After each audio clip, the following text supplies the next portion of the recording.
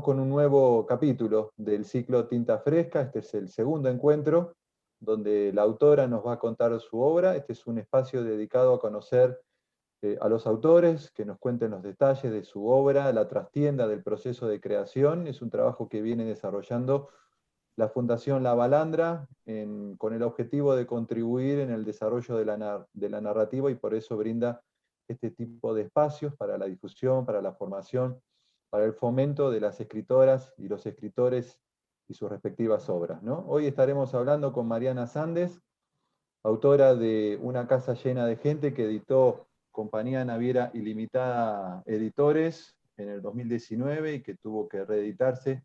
Yo tengo la tercera reedición, que fue en el 2020. Mariana Sandes, cuenta un poquito quién es para aquellos que no la conocen. Nació en Buenos Aires, es escritora, gestora cultural, estudió letras en Buenos Aires, literatura inglesa en Manchester y realizó una maestría en teoría literaria y literaturas comparadas en Barcelona, entre otras cosas que publicó en diarios, en revistas y en distintos medios de comunicación. Ella logró en el 2010 publicar el libro de entrevistas y ensayos El cine de Manuel, un recorrido sobre la obra de Manuel Antín.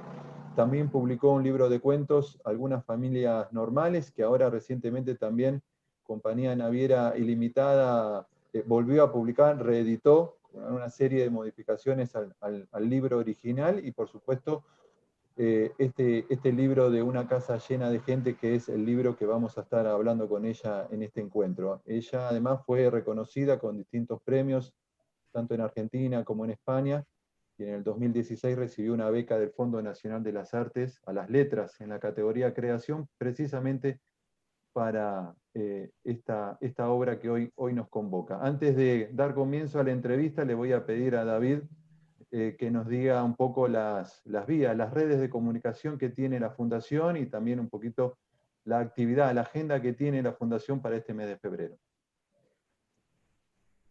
Hola a todos, bienvenidos y bienvenidas. No sé si me ven en pantalla.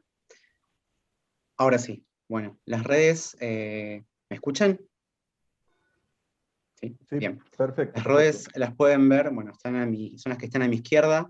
En Instagram nos pueden seguir en Fundación LB, en Facebook La Balandra, en Twitter está, al igual que en Instagram, Fundación LB. También hay material audiovisual de las charlas más recientes que se actualizan con bastante seguido, nos encuentran como Fundación La Balandra. Por supuesto al mail en info@fundacionlabalandra.org.ar y el sitio web www.fundacionlabalandra.org.ar. Vuelvo a insistir, ya lo dijo Gastón, pedimos por favor que mantengan sus micrófonos desactivados. Van a tener, por supuesto, un espacio para participar siempre y cuando el tiempo nos alcance. Lo que les invito es a que dejen sus preguntas y sus consultas en el chat, que vamos a ir tomando nota de ellas. Y ahora, como dijo Gastón, les voy a hablar un poco sobre la agenda. ¿Sí? Hay una nueva charla en vivo con Roberto Montaña, ¿sí? En el marco de Ciclo Escritores y sus libros del Club de Lectura y Escritura de la Fundación La Balandra. ¿Sí? Invitamos a participar de este diálogo con el autor del libro de cuentos Un regalo de Papá Noel. ¿Sí? Este cuento se encuentra disponible, el cuento de la polera de Sartre se encuentra disponible en la biblioteca. ¿Sí? Esto es el martes 23 de febrero a las 19 horas, por supuesto vía Zoom. Yo igual esta información la voy a pegar en el chat para que las tengan a mano. También hay un nuevo taller de lectura, Perspectivas Latinoamericanas, cuentos de ficción, con Laura Ponce. ¿Sí? También voy a dejar la información cuando es el viernes 26 de febrero y 5 de marzo a las 19 horas. Y eso es, por supuesto les invitamos a asociarse, si desean apoyar nuestro trabajo. También voy a dejar el link para que puedan ayudarnos a difundir y promocionar la narrativa. Gracias, David. Después repasamos. Gastón, se te fue el audio. Ahí estamos. ¿Me escuchan? Bien, no, Sí. te agradecía David y le decía también a la gente que nos sigue hoy que vamos a ir poniendo toda esa información en el chat de la propia conversación, de la propia jornada hoy que nos convoca. Bueno, ahora sí, vamos a lo que nos compete. ¿Qué me pareció? Una breve reseña de lo que me pareció a mí Una casa llena de gente. Acá lo muestro. Libro. Una hermosa edición, quiero decir. Me encantó la edición de la compañía Naviera Ilimitada de este libro. Me pareció genial el arte de tapa. Eso es un bonus track, como diría Mariana. Me pareció genial el arte del diseño, así que mis felicitaciones a los editores. La novela me parece que plantea el enigma de esclarecer en realidad quiénes somos, cómo nos ven los otros, cómo nosotros vemos a ellos, cómo deviene este entramado de las relaciones sociales en una intimidad que se forja a veces en un mundo tan cerrado como una casa o un edificio. Y después el entramado también que se da en estos mandatos muy fuertes, puntualmente en este caso el que se da entre una madre y una hija, pero a su vez entre lo que es la abuela y la propia madre, y los lazos que se dan también en ese mundo también tan particular y tan privado de una familia ensamblada. Creo que Mariana traza ese microcosmos familiar con una arquitectura narrativa elogiable, me parece a mí, con muchos recursos, cómo desentrañan los recuerdos, los enojos, las peleas, los amores, las pasiones, y también es casi adictiva la lectura. Es un libro que tiene su buena cantidad de páginas, pero que se lee con... Es un deleite es un placer leer la novela, es convocante. Lo disfruté mucho, Mariana, y por eso te agradezco no solo hoy la presencia tuya, sino haber hecho un libro tan disfrutable desde el punto de vista del lector, ¿no? Hola Gastón, muchísimas gracias. ¿Se me oye ahí? Sí, perfecto. Buenísimo. Bueno, muchísimas gracias a vos, a la Balandra, que además, bueno, muy organizados, me avisaron con muchísimo tiempo. Eh, y bueno, es un placer para mí siempre conversar con los lectores para ver los distintos puntos de vista, las interpretaciones que se hacen bueno, de los libros, ¿no? Así que bueno, muchísimas gracias a Maumi, la estoy viendo. Maumi, gracias por la invitación. Mariana, escribiendo Una casa llena de gentes, corregime si me equivoco, pero creo que es tu debut escribiendo novela. ¿Cómo te sentiste con eso? Eh, no sé, siempre, qué sé yo, hay momentos en que uno se siente bien y momentos no tan bien, pero no solo con novela, me parece en general con la escritura, ¿no? Que pasás por todas las etapas. Y bueno, esa novela como tardé 10 años desde que tuve la idea hasta que finalmente se publicó, la verdad es que, bueno, pasé por todo. Lo mismo me pasa ahora cuando estoy escribiendo otras cosas, en que de repente tengo momentos en que lo dejo stand-by, lo digo, no, esto no funciona, no funciona, y bueno, pasa un tiempo y uno sigue rumiando, ¿no? Seguís pensando, pero tiene que haber una forma, tengo que encontrar la manera, ¿no? Es como buscar la manera sin parar. Aunque te parezca que no lo estás haciendo, lo estás haciendo. Y bueno, así que en esos periodos hay de todo, hay sentirse bien y sentirse mal y sentirse muy mal, o decir yo para esto no sirvo, en fin, todo, ¿no? Mm. Lo más variopinto. Es un proceso de disfrute, pero también de cierto, así, no quisiera definirlo como cierto dolor o desgarro, pero hay algo de eso, ¿no? Porque uno deja tanto de lado cuando escribe, en tu caso, un proceso casi de una década, ¿no? Hay un... Sí, hay como, creo que por ahí el sentimiento a veces es de impotencia, de frustración, de decir, no sale, no sale, no sale. Porque una cosa es lo que vos imaginás. A mí me pasa mucho que las tramas me aparecen cuando salgo a caminar.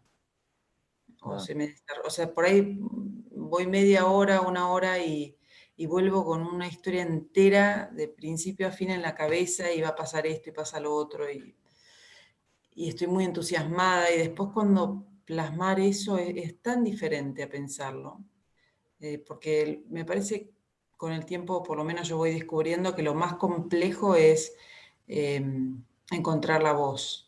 La voz con la que lo querés contar, quién habla, cómo habla, cuál es el tono, cuál es el registro. Dice malas palabras, no las dice, habla en argentino, no habla neutro, o sea, todas las cuestiones de cómo habla o piensa esa persona son las que para mí definen por completo la... Una vez que tenés eso, para mí avanza, pero es lo más complicado de encontrar. Ahora, esto que te escuchaba decir, definir la voz, el perfil de la voz, cómo habla, desde dónde, si putea o no putea. Digo, la particularidad de tu novela es que si bien hay una voz principal que es la de Charo, que es la hija de Leila, la que recibe la herencia de los cuadernos, bueno, la narración en primera persona va rotando, es algo que circula. Casi todos los personajes en algún momento tienen la primera voz, son los que narran la historia.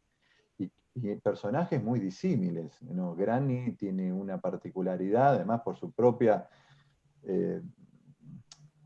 su propia condición de mujer nacida en Inglaterra, que tiene una manera de manejar el idioma, el castellano, que a veces es medio atravesado, la propia Leila también lo tiene. ¿Cómo tuviste ese mapa completo de voces y de perfiles para que cada una se pudiese identificar? Aun cuando uno no pudiese ver el encabezado o lo omitieras, era rápidamente identificable de ver quién era la persona que estaba hablando. Bueno, ¿cómo lograste eso? Es interesante porque al principio yo lo quería hacer sin poner el nombre de las personas, sin poner quién hablaba. Me parecía mejor y después me di cuenta, bueno, personas que lo leyeron antes me dijeron, no, es que cuesta mucho saber quién va a hablar, quién es la persona que está hablando próxima. Entonces incorporé los nombres y al incorporar, que eso es lo fascinante del proceso de escribir, porque al incorporarlos me di cuenta que se convertía en una novela teatral y al ser teatral dije, qué interesante, porque justo este personaje que es dramaturga y hace teatro y no sé qué, bueno, entonces todo... O sea, lo lindo de escribir finalmente es eso, es cómo te vas encontrando con los recursos a medida que avanza el proyecto. Es como que no está todo dado, sino que Sí. te vas encontrando con eso a medida que trabajás. Y eso es lo más divertido, ¿no? Lo más interesante. Y después con lo de las voces, la verdad es que me doy cuenta que a mí escribir un relato lineal no me sale porque me aburro, porque siento que estoy repitiendo lo que ya se hizo muchas veces y no, y tengo miedo de eso, tengo miedo digamos, de hacer algo que ya está hecho. Entonces trato de buscar alternativas como caminos. Me acordé de ahora cuando éramos chicos, nosotros, bueno, teníamos una casa donde íbamos en los fines de semana y el juego era llegar al pueblo, pero siempre por un camino distinto. O sea, queríamos ir a comprar golosinas, pero siempre había que agarrar otra calle, que no fuera, o sea, siempre tenía que ser una nueva. Así fuera meterte en la casa del vecino y te corrieran los perros, ¿no? Pero, y es un poco eso. Es para mí cada nueva historia buscar un camino diferente, porque si no yo me aburro, y si me aburro no avanzo. Entonces, en este caso, me di cuenta de que usar distintas voces me incentivaba, me estimulaba, me resultaba como un plus de escritura que si lo hubiera hecho en una sola voz. Y la verdad que eso me pasa siempre igual. Ahora estoy escribiendo otra cosa y es eso. Hasta que no le encuentro el jueguito, como si fuera un juego, un videojuego, hasta que no le encuentro el shade a eso, no me quedo tranquila porque me aburro o pienso que voy a aburrir o lo que sea que no es distinto, ¿no? Ujú. Entonces, y bueno, y justamente con lo de las voces, lo que me había pasado y eso influyó, es que una amiga me había contratado para escribir biografías personales, es decir, biografías como las que se cuentan de los famosos, pero de gente común como nosotros. Claro.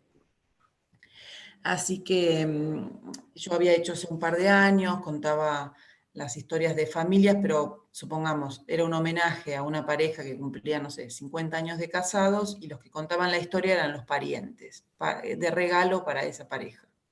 Entonces yo escuchaba la historia contada por los distintos miembros de esa familia. Y entonces, bueno, llegó un momento que esta novela dije, qué interesante eh, pensar a Leila como un personaje que es el más presente, pero también está ausente porque ya murió. Entonces, pero sin embargo está muy presente porque marcó la vida de toda esta gente. Entonces empecé a verlo como desde el punto de vista de todos los demás. Y ahí se me ocurrió en Charo, la hija, entrevistando, que es bueno, lo que yo hacía para esas familias, ¿no? Claro. Yo cumplía un poco como ese rol que hace Charo de ir con la grabadora, grabar, después desgrabar, y ahí, digamos, ver cómo a veces a una misma persona, diversos miembros de una familia la ven de manera diferente. Unos te dicen, ay, pero es muy intensa, otros dicen, no, sí, es muy tranquila.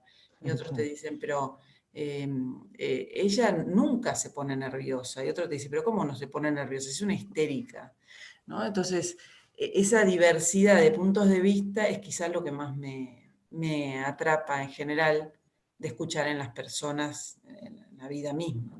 Sí, es casi un trabajo de semiología, ¿viste? De los distintos puntos de vista que terminan de alguna manera dando la realidad lo más acabada posible de ese hecho, ¿no? De ese acontecimiento. Y en base a lo que vos decías, me estaba acordando de la dicotomía que hay sobre la muerte de Leila, porque Gloria, astróloga, o por lo menos entendida en esas artes, entiende la muerte de Leila como inevitable, como parte del destino. Pero la mamá de Leila, Granny, en- tiene una mirada absolutamente opuesta. Ella cree que de haber sacado a la hija del mundo de los libros o de haberla apartado de cierto cosmos, podría haberse evitado esa muerte, ¿no? Y son dos instancias absolutamente disímiles sobre un mismo hecho concreto, la muerte de Leila. Ese mundo dispar, por eso para mí es tan rica la novela en esos mundos que crea, porque son verídicos, son reales, son verosímiles, uno los termina de entender, pero son absolutamente opuestos. ¿Cómo te manejaste en esa creación tan distópica entre esos universos? Porque me parece que es así como nos llevamos todos entre nosotros mismos cotidianamente, viendo cosas diferentes. Hay algunas cosas exageradas, Granny en muchos aspectos, digamos, uno la puede ver como un personaje exacerbado, exagerado incluso en su manera de hablar. Hay cosas que adrede las hice Sí. así. En parte también por eso, porque a mí me divertía. A mí me gusta la literatura que te hace reír.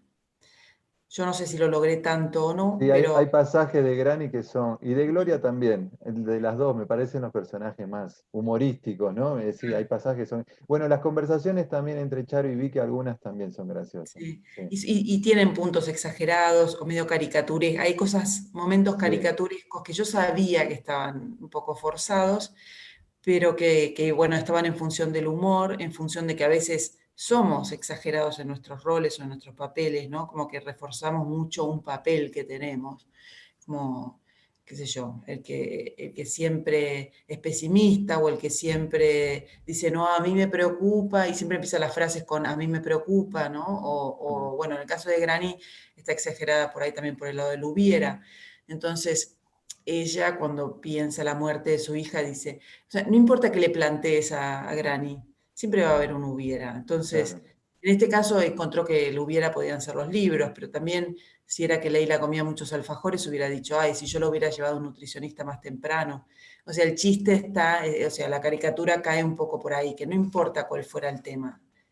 Ella se le mete en la cabeza que son los libros, pero se le podía haber puesto en la cabeza que eran las semillas de Kia y igual se obsesionaba con Claro. eso, ¿no? Entonces, y Gloria es un poquito también, cada uno tiene como todos tenemos sus tocs, sus obsesiones. Y Gloria todo lo explica a través de su pseudo saber astrológico, entonces cualquier cosa también que se le preguntara, siempre lo iba a explicar desde su punto de vista. Ujú. No sé, eso es lo que se me ocurre a mí. No sé cómo, no sé si Hablando te de... respondo. Sí, sí, sí, por supuesto. Ahora, retomando esto del hubiera, más allá del recurso de Granny, a mí me pareció, si posible, no sentirse interpelado por ese, como vos decías, ese verbo pluscuamperfecto que Gloria lo desdeña bastante cuando... Pero tiene que ver con esa inconformidad que también uno encuentra en cada decisión que toma. Digo, no solo los personajes, digo, por eso digo que interpela esa discusión, ese debate, que me parece muy rico, porque uno cuando toma una decisión delimita lo que quiere y deja por fuera un montón de otras posibilidades, que sí, uno, como dice, con el diario del lunes uno hubiese hecho otras cosas, ¿no? Pero eso me pareció un hallazgo, esa discusión. Me pareció, bueno, hay varios disparadores, pero la discusión sobre el pluscuamperfecto me pareció un hallazgo para que nos interpela. No sé si fue pretendido eso. Sí, porque, qué sé yo, a mí siempre me llamó la atención, como, a ver, en distintos sentidos siempre me llamó la atención. Por un lado, porque usamos mucho todos ese tiempo verbal. Por otro, em, no sé, mientras vos hablabas me acordaba que cuando era chica en el colegio nos dieron una vez un poema de Robert Frost que se llama El camino no elegido. Y no sé por qué a mí me marcó muchísimo, ese era, no sé, en la secundaria, en algún momento de la secundaria. Y es eso, todo el poema es sobre el camino, o sea, tomé este camino, pero podía haber todo. ¿Qué hubiera pasado si tomaba el otro? Ah, Y después me acuerdo que leí en ese momento adolescente que yo agarraba cualquier cosa que veía para leer, y leí en una época, ay, se llamaba, no, no estoy segura, pero Juan Sebastián Bach era no, no. el de la gaviota, ¿cómo se llama? Irma quiere decirlo y no le sale, no la escucho. Si Irma lo sabe, que se habilite el micrófono y lo diga, así ayuda. Juan Salvador Gaviota, eso, Juan Salvador Gaviota, no me acuerdo cómo se llamaba el autor, pero ese tipo escribía como un aviador, me acuerdo esto, que el tipo era como que manejaba un avión y según donde él veía la Tierra como un tapiz de muchos colores, hebras, etc. Y según donde aterrizaba era el pedacito de vida que vivía, ¿no? Entonces, vos sabías que él podía haber aterrizado en el otro color de ese tapiz y hubiera vivido otra vida. Y hubiera aterrizado digamos, cruzando ese color y hubiera vivido otra vida. O sea, la cantidad de vidas que podía vivir era infinita. Me impresionó mucho. El libro creo que no es muy importante, pero el concepto me resultaba interesante. Y siempre estoy pensando en eso, todo el tiempo. Realmente camino por la calle y veo a alguien, no sé, que me pide, y hoy mismo que no tengo para comer, ayúdeme. Y no puedo evitar pensar, ponerme en el lugar de esa persona. O sea, ¿cómo me sentiría yo si no tuviera para comer? Si realmente estuviera pidiendo plata Claro. para darle comer a mi familia, ¿no? Como me pasó hoy. Y entonces vuelvo sobre mis pasos y le doy lo que tengo porque pienso en eso, ¿no? Entonces, poco como escribir es eso, escribir es ponerte en las vidas de personas que no sos, que no fuiste.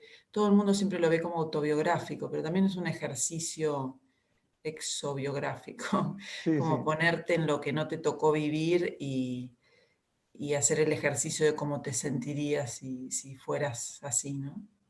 sí, Es yo un lo poco eso, jugar a los papeles.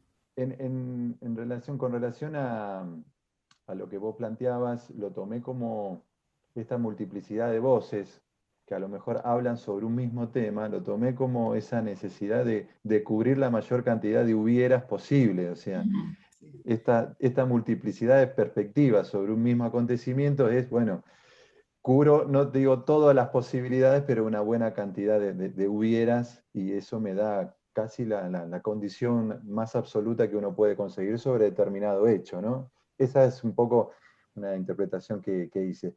En la novela hay relaciones muy fuertes, las relaciones son pasionales, o sea, no se mezquinan los sentimientos, pero me parece que hay relaciones muy fuertes que tienen que ver con la de Charo, con la mamá Leila, y la relación de Leila con la mamá, con Granny. Y en un momento, en uno de los cuadernos, no recuerdo bien exactamente, pero Leila le dice a Charo, dice, es una mujer que le está dejando el lugar a otra mujer, algo así dice. No, Y dice, una madre que cede el lugar claro, cuando está escribiendo el cuaderno, ella viene escribiendo el cuaderno a la hija, ella lo escribe en Sí, segunda persona, a ver, o sea, lo escribe pensando en la hija. Y hay un momento en que deja de escribir pensando en la hija y se tienta de escribir su propio diario, o sea, para ella. Entonces es una madre cediéndole el lugar a la mujer, a ella. esa, sí. Pero bueno, ¿qué te pasa a vos? ¿Qué le pasa a los personajes? ¿Cómo podés de alguna manera profundizar ahora esos vínculos familiares? ¿Por qué el vínculo entre una madre y una hija es tan fuerte, tan poderoso? Y en esta novela son los vínculos, así están narrados, ¿no? Como los vínculos más fuertes. No sé, a mí me encantan las mujeres en el sentido de, me gusta cómo ven y viven las emociones las mujeres. Siento que siempre es una paleta de colores infinita y entonces siempre como personajes, sí, en mi cabeza siempre toman como muchas más dimensiones, quizás, que desde mi punto de vista, ¿no? Como yo veo, como yo siento, las mujeres me ofrecen una paleta de colores muy amplia. Y, y bueno, en esa relación, en el ser hija, en el ser madre, también, o sea, siento no sé, yo tengo una hija mujer y es como si esos colores se duplicaran o se multiplicaran. O sea, esa paleta la duplicas, entonces la cantidad de colores que tenés es más que infinita. Claro. Eh, no sé cómo será tener un hijo varón, porque no tengo, Yo tengo una pero hija mujer, así que no, tampoco sé cómo. este, no sé bien qué decirte, no sé, eso Y es curiosa como Charo, además. sí. Sí, Bueno, a mí me pasó que Charo, todo el mundo piensa que es mi hija, pero no, porque siempre la gente lo primero es que uno cree que es autobiográfico. A mí me pasó con Charo, que de hecho hasta le robé el nombre a la chica. Un verano, cuando mi hija tenía 2 años, fuimos a un lugar de vacaciones en la costa argentina y había una nena que tenía 8 años más o menos, que agarró a mi hija tenía 2 y la agarró como de mascota, la llevaba para todos lados. Y a mí me fascinó esa nena de 8 años que tenía el pelito corto como Mafalda, era muy curiosa, muy independiente, Entonces yo le empecé a preguntar por la familia, tenía una familia ensamblada, te daba la sensación que los padres nunca sabían dónde estaba la nena, ni la nena sabía dónde estaban los padres, una chica chica, pero que se manejaba con una soltura tipo Matilda, la de Roald Dahl, o sí. muy desenvuelta, muy adulta, y se llamaba Charo. Y bueno, yo dije, esta es la nena en la que yo estoy pensando. Pero por eso digo, a veces la gente cree que uno piensa pues yo, en mi hija y no, la verdad que no. Pensé inicialmente, por lo menos pensé en esa nena y es el modelo al que me agarré, ¿no? Para trabajar el personaje. Mariana, ¿por qué los acontecimientos más importantes que por lo menos se presentan y se cuentan en la novela, como puede ser el episodio de Silvina, la propia muerte de Leila, son contados de a fragmentos, de a tramos? Uno entiende, al final uno entiende toda la historia, ¿no? Pero vos optaste por el recurso de ir contando ese acontecimiento que se presenta desde casi el comienzo de la novela, pero que casi se devela en su totalidad hacia el final. ¿Por qué así? Debe ser por lo mismo que decía antes, que si no yo me aburro. Entonces tengo que ir como poniendo las migas de Hansel y Gretel sin saber bien, sin dar del todo toda la información. Es como si casi yo me pusiera como lector en un punto, es decir, lo que yo querría encontrar como lector, que no quiero todo junto, ¿no? También me decían por qué, o muchas personas me dijeron que lamentaban que Fernando no diera su punto de vista, o sea que Claro. hablan todas las mujeres, habla el hermano de Charo y no habla ni el padre de Charo, ni, bueno, ni Martín, que vendría a ser el especie de, ni siquiera es amantes, con un flirteo de Leila, ¿no? Y yo pienso que es por la misma razón, porque yo no quiero dar todas las respuestas, quiero como que el otro las busque o yo misma, digamos, como si hubiera una especie de seducción entre el texto y quien lo está recibiendo, porque a mí creo que me aburriría si me lo dan todo digerido, todo de entrada. Entonces voy como particionando, fragmentando para que la búsqueda sea más atractiva y, y no di los testimonios de ellos porque también por lo mismo, porque prefería que el otro se lo imaginara, que Claro. se ponga, no dar todo. ¿Lo tenías pensado desde el inicio en la relación esa que se conoce al final de entre Leila y Silvina? No. O fue algo que ocurrió a medida que fuiste redactando, contando la historia? Sí, precisamente por lo mismo, porque dije, no puede ser, es muy obvio que va a ser Martín, entonces no puede ser, acá hay que, como que quise dar un... Fue inesperado. Sí, sí, es inesperado, Se nota, totalmente. ¿no? Sí. Quise como, es eso, a mí me gusta, bueno, me divierte esa frase, viste, donde va Vicente va la gente. Entonces yo digo, Ujú. siempre digo lo mismo, digo, yo, donde va Vicente yo no quiero ir. Ah, Entonces es como decir, bueno, todos ya sabemos para dónde va a ir Vicente, vamos para otro lado.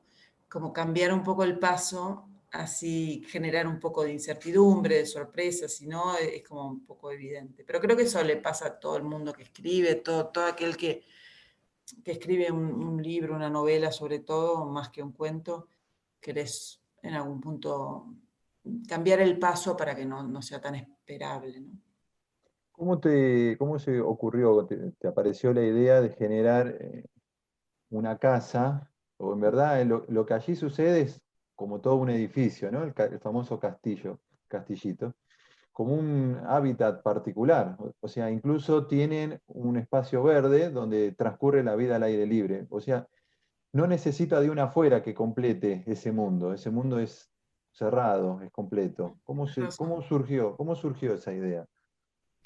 Bueno, porque viví en edificios un poco así, había uno que vivía en un momento que tenía, viste, esos que tienen lo que llaman amenities, que bueno, Sí, muy sencillos, en sí no eran amenities, eran muy simples, pero sí todos los departamentos, un edificio mucho más grande que el que se cuenta en la novela, porque en la novela son 4, ahí en el que yo vivía eran 24 y daban a ese espacio, pero sí que de verdad se iban generando un montón de alianzas y relaciones y amistad. Hasta hubo gente que terminó poniendo un restaurante juntos, o sea, vecinos que se conocieron en ese jardín y terminó poniendo juntos un claro. restaurante. A mí me parece alucinante, ¿no? Como, o sea, como de la nada, gente que no se conoce en absoluto puede generar un vínculo tan fuerte en poco tiempo. Y, y la verdad que me surgió por eso, después viví en otro edificio más chico, y nada, fue un poco como una especie de mezcla entre los dos, es decir, uno donde había pocas familias y el otro donde había más, pero estaba ese espacio verde y en mi cabeza un poco funcionaron juntos y me imaginé, y sobre todo estos edificios que se construyen ahora, que escuchás mucho, no solo También. ahora, la verdad que hay edificios que también son más antiguos o más sólidos y también igual escuchás un montón. Justo ayer vimos a la noche La ventana indiscreta de Hitchcock, donde está esta historia, ¿no? Que el vecino se da cuenta de que sucedió un crimen porque está mirando, porque todas las ventanas dan a un pulmón de manzana, un patio, entonces él se da cuenta que hay un crimen porque lo ve a través de las ventanas, que uno está la licencia de la película de decir, bueno, para están todas las ventanas abiertas, todo el mundo hace todo con la ventana abierta. Mm, Pero, y yo le dije a mi hija, ¿sabés qué? Ahora la diferencia es que todo lo escuchamos, no lo vemos, porque por ahí no se da esa situación de que claro. todos veamos la ventana del otro. Que lo notás, bueno, en esa película de Hitchcock, pero también hay cuentos, por ejemplo, hay un cuento muy lindo de Carson McCullers, que también es como que ella conoce la vida de todos los vecinos porque todos dan a un patio, o en el sainete argentino, también era en el sainete argentino todo pasaba con el patio de los conventillos, ¿no? Bueno, ahora no vemos, quizás, pero sí se escucha y vos puedes enterarte o... A mí la parte, lo que más me gusta es, no es que, porque por ahí no escuchas todo o no llegas a enterarte de todo, pero me encanta lo que reponemos. O sea, escuchamos un poco y reponemos. Claro, Y nos vamos armando como una imagen de la vida de esas personas. Entonces, a veces hasta te pasa entrar a un kiosco, me ha pasado en Buenos Aires, entrar a un kiosco y, y que alguien le pregunte a la kiosquera, ¿y cómo estás? Y acá estoy un poco angustiada, ¿no? Y dos frases más. Y ya con esas dos frases más, o con este, y un poco angustiada, que le tira la kiosquera a alguien que entró, ¿no? Y decís, wow, ¿cuánto le está diciendo? claro. Y cuánto yo repongo, yo que estoy ahí de casualidad, repongo un montón de lo que no sé de esa historia. Eso es lo que a mí me encanta de escuchar a la gente o ver, observar, porque ahí se va formando eso que finalmente no es autobiográfico porque es lo que vos, o sea, está lo autobiográfico de ir al kiosco, entrar y escuchar ese par de frases, pero después toda la reposición tiene que ver con otras cosas, ¿no? Y si Claro. hubiera entrado otro al kiosco, hubiera repuesto otra cosa, hubiera imaginado otra historia. Y eso me gusta. Ahora, hay un trabajo sobre el morbo que tenemos todos, porque todos somos vecinos de alguien y tenemos vecinos, ¿no? Y que eso también es un lugar común que nos indaga, porque en algún punto también somos esa Charo que trata de ver o de escuchar y de, como decís vos, ¿no? Y de reponer aquello que no se logró escuchar y de armar una especie de imaginario de esa persona que vive al lado nuestro, ¿no? Está muy bien trabajado. Eso, no sé vos cómo serás como vecina, digo, pero hay partes donde uno claramente logra identificarse, ¿no? Para bien o para mal, pero logra identificarse. A mí lo que me gustó, o sea, que así empezó la idea de la novela, era imaginar qué piensa una nena de esa edad, 8, 10 años, cuando escucha determinadas cosas. Ahí empezó mi curiosidad, ¿no? Como decir, o sea, yo escucho toda esta situación y yo como adulto lo proceso de una manera. Ahora, esto lo escucha una nena de 10 o 8 años, ¿qué procesa? ¿Qué entiende? ¿Cómo repone? O sea, ¿qué supone? Eh, y ahí es donde empecé como se empezó a desovillar el ovillo, ¿no? de la historia. Charo, a lo último, presenta la obra y dice que está basada en los cuadernos que dejó la madre y en los testimonios de muchos familiares o allegados. Y tiene dudas, básicamente, sobre qué es lo que quiso, qué mensaje le quiso dar la madre al dejarle todos esos cuadernos. Por lo menos plantea varias hipótesis. Vos, Mariana, como autora o como lectora, me imagino también de tu propia obra, ¿qué mensajes creés que le dejó Leila o que quiso dejarle Leila a Charo con esos cuadernos? Yo creo que Leila es muy egocéntrica y que lejos de estar pidiéndole perdón, lo que quiere es que la hija haga pública esa obra. O sea, lo que quiere, sabe que la hija tiene el potencial que ella no tuvo para animarse a llevar las cosas más allá. O sea, ella fue como un inicio, ¿no? Viste, a veces, por ejemplo, no sé, estoy pensando en Kureishi, que nosotros todos conocemos a Hanif Kureishi como un autor hindú británico, pero bueno, en realidad su padre ya fue autor, pero todos lo conocemos menos. Si todos conocemos al padre de Kureishi por Kureishi. Ujú. Entonces acá es lo mismo, es como si todos conociéramos a Leila por Charo o gracias a Charo, ¿no? Entonces ella es como que cuenta con, Leila ve el potencial en su hija y se apoya en que ella va a llevar su potencial más lejos, O ¿no? La sea va a que llevar a donde ella no pudo. es un legado un poco más mezquino que lo que uno puede imaginar, ¿no? O lo que Charo hubiese deseado. Sí, sí, para mí Charo claramente tiene un perfil, o sea, tiene potencial y tiene la capacidad que por ahí no tuvo la madre, pero Charo es más humilde que Leila, o sea, tiene menos deseo de figurar o de triunfar que la madre. Quisiera ahora habilitar, sí, en la medida de lo posible, siendo breves y respetuosos también del tiempo no solo de Mariana, sino también del resto de las personas que están hoy participando del encuentro. Quien quiera, con total libertad, puede abrir el micrófono y preguntarle a Mariana sobre la novela que estamos charlando, sobre lo que le parezca, o hacer algún comentario, con total libertad, ¿no?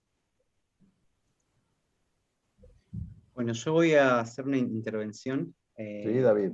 mientras se animan a participar, ¿sí? Que aquellos que sean vergonzosos pueden escribirlo en el chat.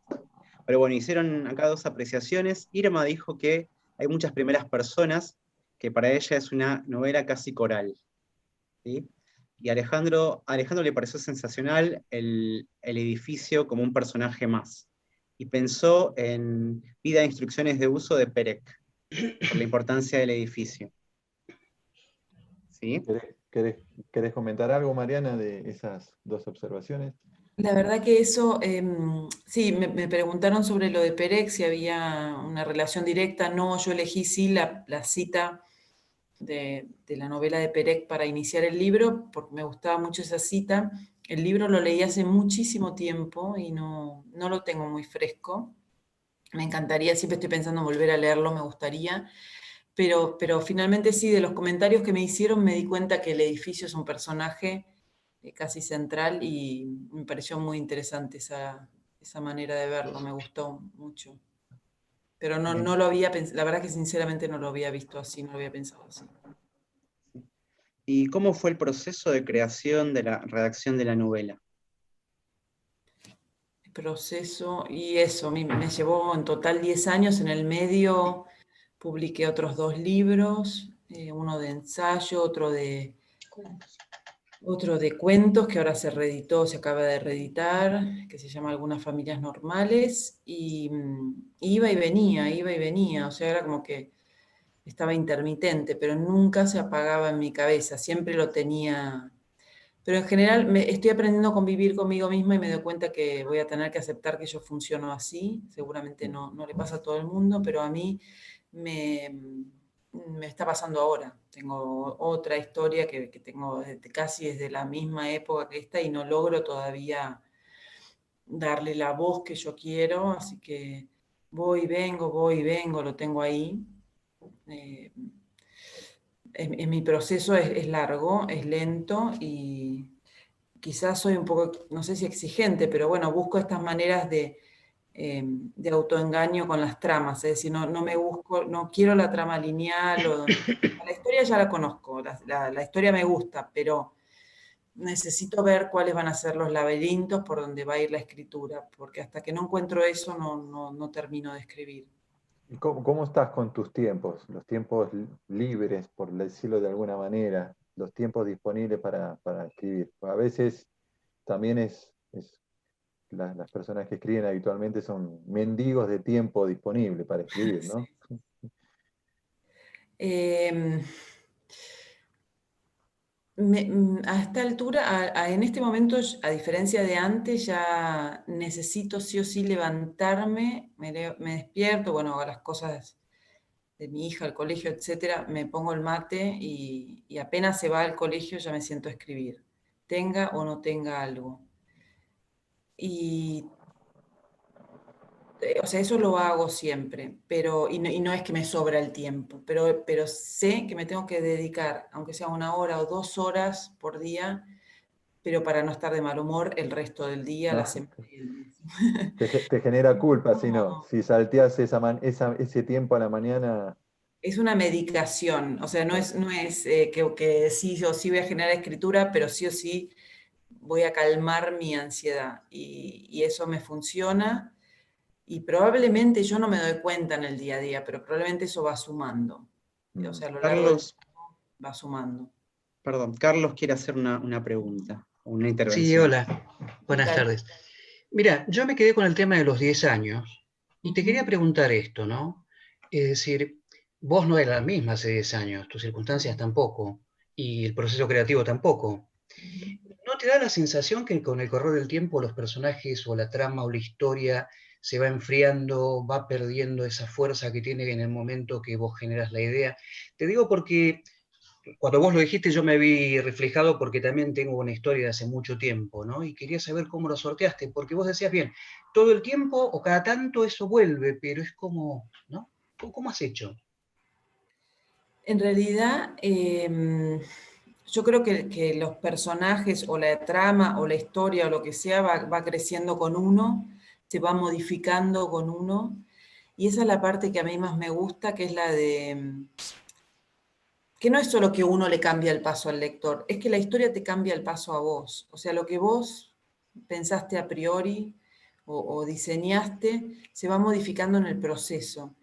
Y eso es lo más atractivo para mí. Si uno tuviera tan claro la historia y cómo escribirle, qué sé yo, sería casi como decir, bueno, no sé, hago manteca, qué sé yo, no sé, como ya tenés una receta y decís, bueno, listo, hago esto y todo sale igual. Pero justamente la parte atractiva del no saber de la escritura es ir descubriéndola. Pues si no sería aburrido. Lo pienso a medida que te lo digo, ¿no? Pero creo que uno, o sea, a mí me gusta eso. Ya descubrí, o sea, si uno descubre tics que pueden servir. Por ejemplo, yo sé que cuando estoy trabada tengo que salir a caminar. Salgo a caminar y seguro se me destraba algo. A veces soy tan perezosa que igual no lo hago, pero te juro por Dios que salgo a caminar y se destraba. Algo que estaba ahí quieto, que no salía, que era un quiste. Y voy a un lugar y vuelvo ya con la cosa. Es casi como lo que dicen, que yo también sé, el proceso de meditación, el que hace meditación. Yo lo hice y te produce lo mismo. Es lo mismo que ir a caminar. Ir a caminar y decir, solo voy a pensar en esto, no voy a pensar en las cuentas que tengo que pagar y en lo que voy a comprar en el supermercado, porque no sirve. Pero si vos decís, voy a pensar qué le pasa a esta mina en la novela, cuál es el problema que tiene, qué quiere, qué no quiere, cómo es, todas esas preguntas las haces mientras vas caminando. A mí me sirve un montón para desbloquear eso. Y después no sé igual de dónde había empezado la pregunta. Ah, de los 10 años. Creo que crece con uno, que crece con esas caminatas, con ese andar. Y que justamente la madurez es lo que más te enriquece. No es lo mismo. O sea, el otro día estaba leyendo a Eve Uart y, y ella dice eso, hay un libro muy interesante, le digo, para los que escriben, les recomiendo un libro, a ver, esperen, está acá.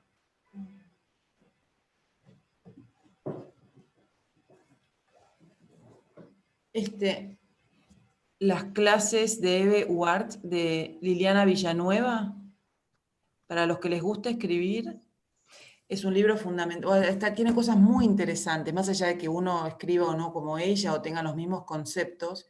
La verdad que justamente lo que ella dice es un escritor no se hace adentro de un huevo, un escritor es alguien que sale a caminar, que ve a la gente, que se sienta en un bar, que escucha, que presta atención. Ella hace mucho énfasis en escuchar a la gente hablar. Entonces que cuando escribas como habla la gente, y no como un marciano. Estar en contacto con la gente, con el mundo, con eso de la torre de marfil que existía antes, ¿no? El escritor ahí aislado y fumando en una pipa en pantuflas, como que ya no. Ahora lo que vemos y lo que escuchamos es lo que nos nutre. Y por ahí volvés de un... Yo todo el tiempo le digo, mi marido a veces dice cualquier cosa y le digo, ay, gracias. Me dice, ¿por qué? No sé, lo que acabas de decir no sabes cuánto me sirve. Me dice, no sé por qué. Le digo, bueno, no importa, en otro momento te lo explico, pero por ahí fue una cosa que no tenía nada que ver, pero a mí me viene a encajar justo con lo... Hoy me dijo, qué macana, ¿no? Estos hoteles en las rutas que ya no debe venir nadie. Con esto de la pandemia le dije, ay, gracias, qué bien que me viene eso para lo que estoy escribiendo. Es eso, es salir a la calle y ver cosas y registrar. Y todo se va uniendo, se va ensamblando. Para mí es así. Nora dejó acá un comentario, ella pregunta cómo fue el proceso de corrección, si eliminaste personajes, o a Gloria la pensaste así desde el principio. La verdad que ya no me acuerdo mucho. Sí que pasé un montón de etapas.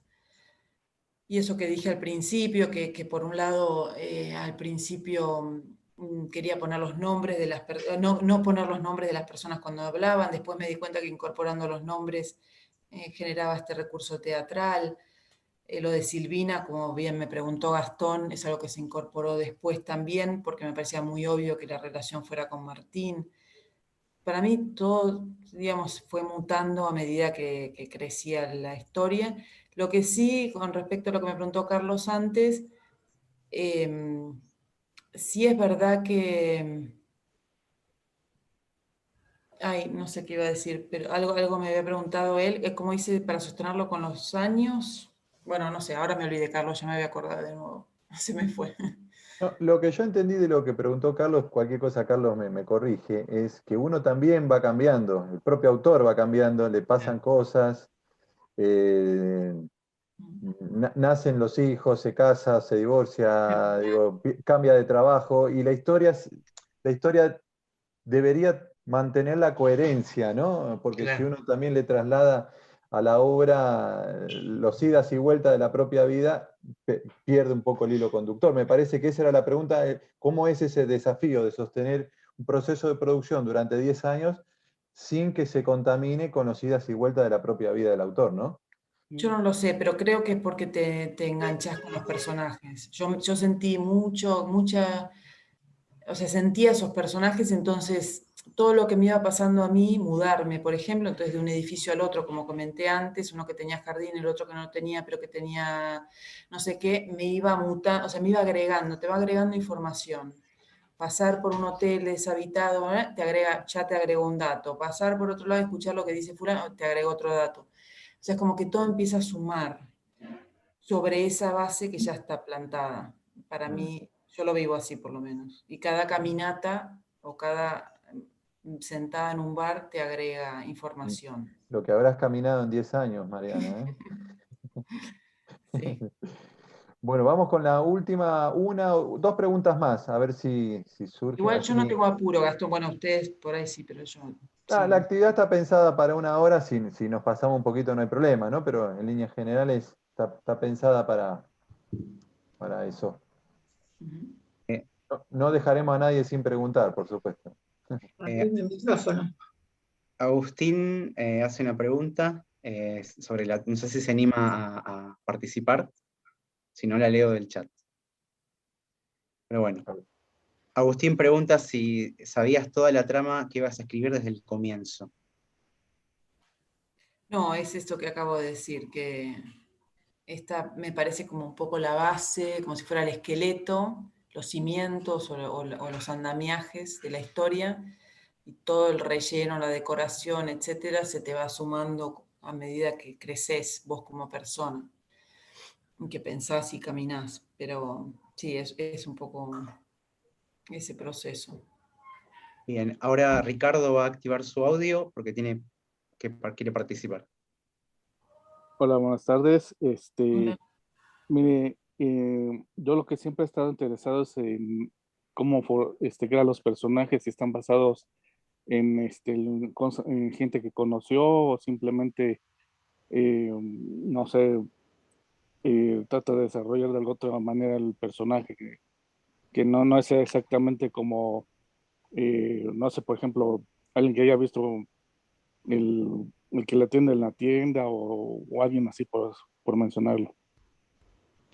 Esto es lo mismo, para mí es como una dieta diaria de que cada cosa que te va pasando te va modificando, en el sentido de que, bueno, tenés como una especie, como yo dije, había una nena en la playa que me llamó la atención y dije, y se llamaba Charo, me gustó el nombre, me gustó la nena, dije, esta es la nena.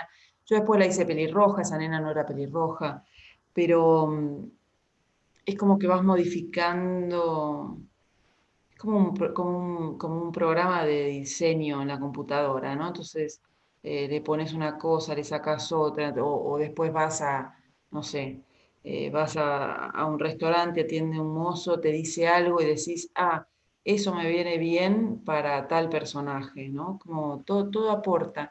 Entonces ningún personaje es totalmente alguien, ningún personaje, o sea, me han dicho si la madre es mi madre, si yo soy Leila, nadie es nadie 100%, todos son una combinación, o sea, puede haber mío en todos los personajes de la novela seguramente, y puede haber, qué sé yo, puede haber de mi hija en Granny, por decir cualquier cosa, o sea, realmente yo creo que uno va eligiendo qué prenda le queda bien a cada personaje y no necesariamente la madre es la madre, el padre es el padre, sino que son un cóctel de detalles.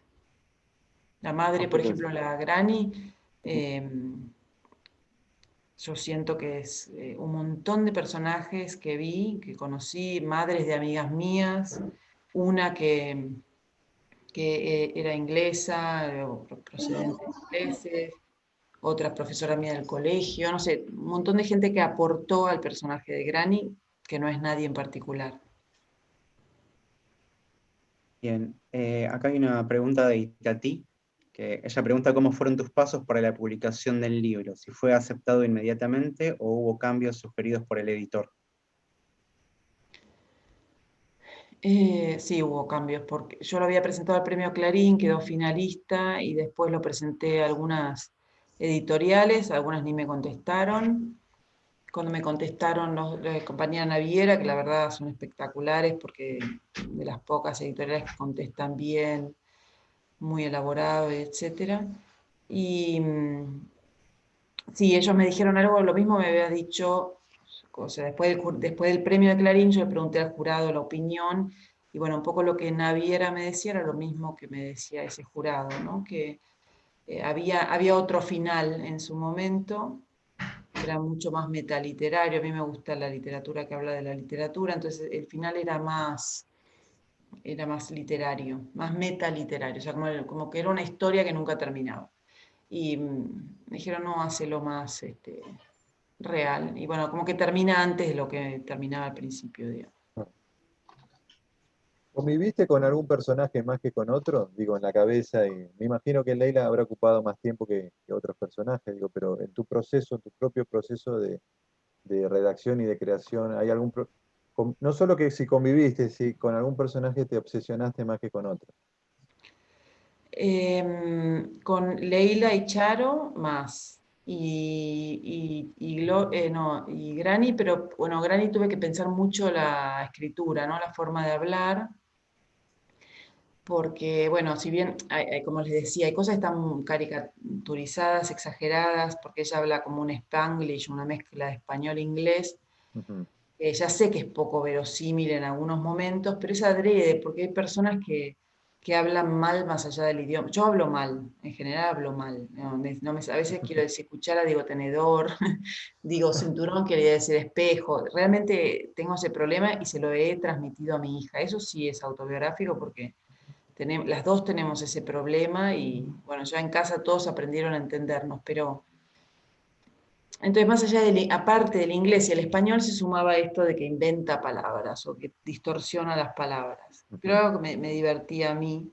Sí. Entonces bueno, con Granny pasé mucho tiempo pensando en la forma de hablar. ¿No te preocupa que no se entienda ese sarcasmo adrede, que a veces el lector se quede con, uy, es redundante, o no te Sí, preocupa?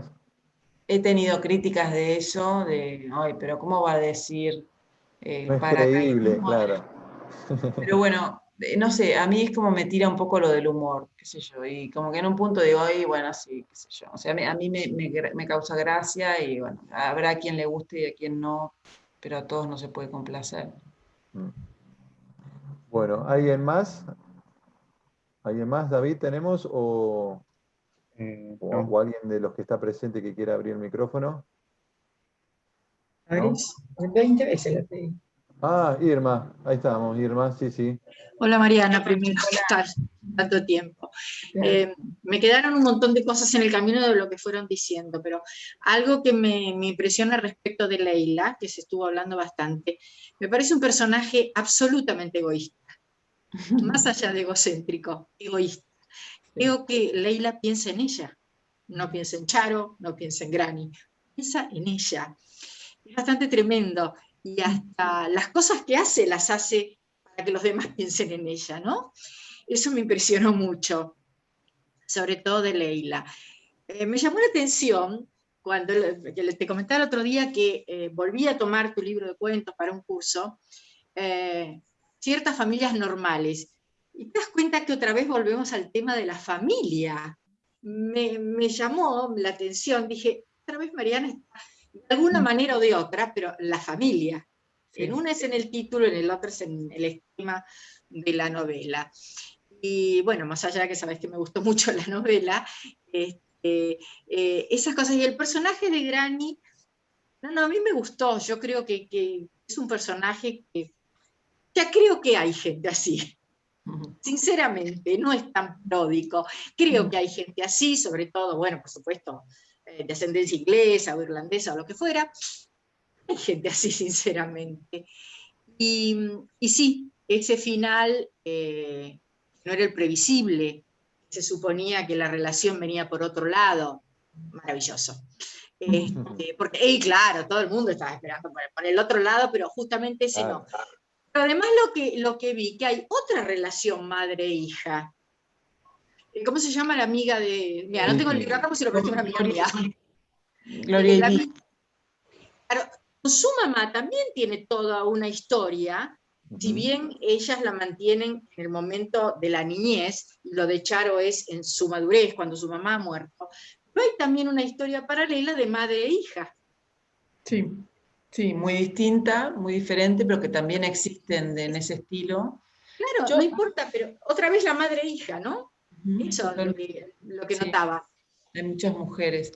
Bueno. Yo, sí, lo que te iba a decir, yo sí creo que Leila es muy, yo la veo más egocéntrica, no sé si tan egoísta, en el sentido de que es como a pesar de ella, ¿no? Ella es está muy reconcentrada o muy obsesionada con el no perder tiempo y como que ese tiempo se vaya siempre a lo que ella desea, pero porque a la vez es alguien que renuncia, como bueno, pasa en general, no sé, con las mujeres o con personas que tienen una familia, tienen que renunciar a mucho tiempo, ¿no? Como hay escenas en las que se la describe ordenando la casa, limpiando, qué sé yo, ocupándose de, no sé, a todos nos pasa, ¿no? Hombre o mujer, da igual, que hay que llevar a los chicos al médico, al pediatra, al coso, a la natación, y todo eso es tiempo útil. Bueno, también con los hijos es útil, pero digamos, hay quien lo sufre más y quien lo sufre menos. Hay gente que